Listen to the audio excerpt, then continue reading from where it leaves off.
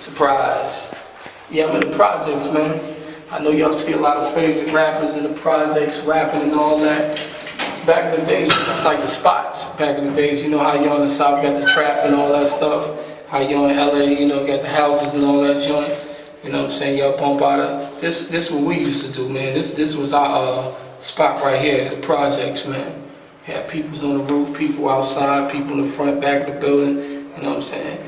And we used to say different things like "ski you," "squale," you know what I'm saying? So we knew police was coming in and being present. You know what I'm saying? But those days is over.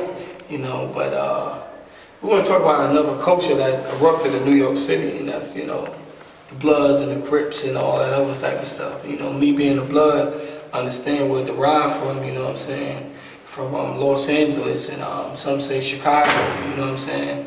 But we always had, you know, gangs and stuff in New York, stuff like that, because that's the reason hip-hop was formed. You know what I'm saying? You had the Black Spades, that was Africa Bambaataa, then you had the Young Lords, that was Geraldo Rivera and Pablo Guzman. But in the 90s, we had the uproar of the Bloods, and we just swiped the community, because I'm a first generation Blood, you know what I'm saying? I came home in the streets, I didn't come home in the jail like a lot of other people. I didn't have to shoot nobody, I didn't get jumped in. I got voted in because I was a real dude before it even came a big thing here in New York City, you know what I'm saying? Now it's more of a fashion thing. Before you couldn't wear red if you wasn't Blood, you know what I'm saying? Now everybody got on red and everybody putting on flags and bandanas and stuff like that. I mean, it's a certain rapper that's part of a certain label. I remember one time he couldn't come to Foster Projects because my homeboy Chi told him he couldn't come there. He was calling my homeboy Powerful phone, blowing him up. You know, I ain't gonna blow up names and none of that, you know what I'm saying? But the hood know what it is, man. The hood know what it is, man. VIP to my homeboy Pow Wow, you know what I'm saying? He was one person who kept the hood hot and live with me. VIP to my homeboy Fox, who kept the hood live with me. Right, you know, back then we had structure in the hood, man, you know what I'm saying? As far as the generals, at that time I was a general, you know what I'm saying? And now, you know, like I said before, you got dudes 18, 19, 22, and 24, 5-star generals and lieutenant and OGs and stuff like that, you know. And some of them can't even spell OG, you know what I'm saying? I'm like, what's that for, old gold or something, you know? What you drinking on, you know what I'm saying? But I mean, it's funny, but it's not funny, man, because a lot of young children out here is getting their lives twisted up because of some dude up north misleading them and misguiding them, because he will never see the street again. So he want to utilize them to destroy their lives. You know what I'm saying? Because theirs is destroyed. It's like, you know, if you didn't care if you live or die, what should you care about somebody else?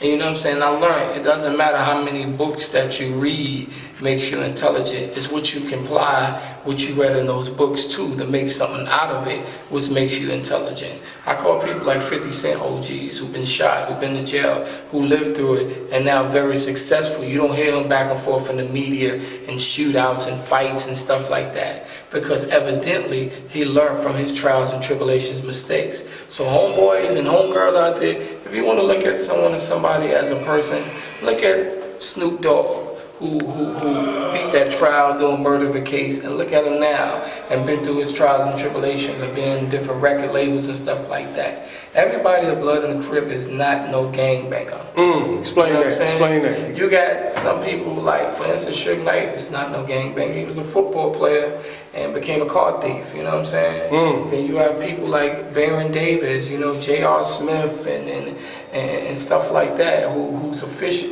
associated and affiliated, you know what I'm saying? Everybody not a gangbanger. This is a fraternity, man. This is a brotherhood, man. You know, some people can read and write, some people can't read and write. It's just like NYPD or LAPD or Chicago PD. Just like it's a cop that shoot you 41 times, it's a cop that will save your life from a burning fire or your cat from a tree. So you have negative and positive in everything that you do in life. But you got to be accountable for yourself. Because when that judge hit the mallet and say 50 years, 100 years, please stand up for what you did and what you done, and don't bring your homeboys down. No snitching. No snitching. We don't do that. I don't care if I was a pastor, mayor, imam. I'm not for the snitching thing. You know what I'm saying? Because if you do something, being a man is being accountable for. That's why certain things I don't get involved with and do, because I don't want to be accountable for nobody else's shit. I'm accountable for my shit. Now, if I happen to stumble over in some BS, guess what? I was there during that time. I have to shut up, because that's the way of the law. You know, that's nature. Nature even quiets itself. You know what I'm saying? After the thunderstorm and rain, all you hear is... So, shh.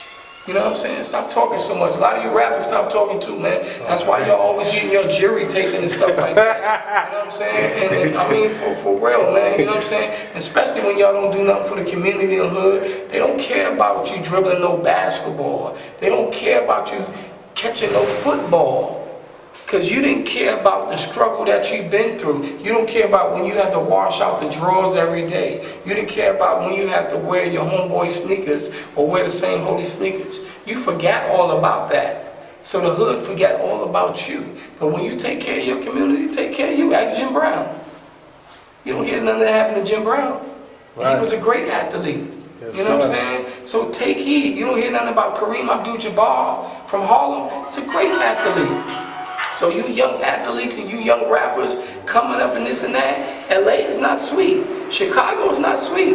New York is not sweet. Those three big cities is far from sweet, man. So you know what I'm saying? Get your act together, man. Learn the culture of the places you're going, man, and build some type of connection that you can help uplift your community. Like the big homie Fred Hampton said, man, throw the rope back, man. As soon as you make it, man, give another brother a chance to make it, man. For real, man. That's all I got to say to all the homeboys and homegirls out there, whether they banging or slanging, whether they misled or misguided, man.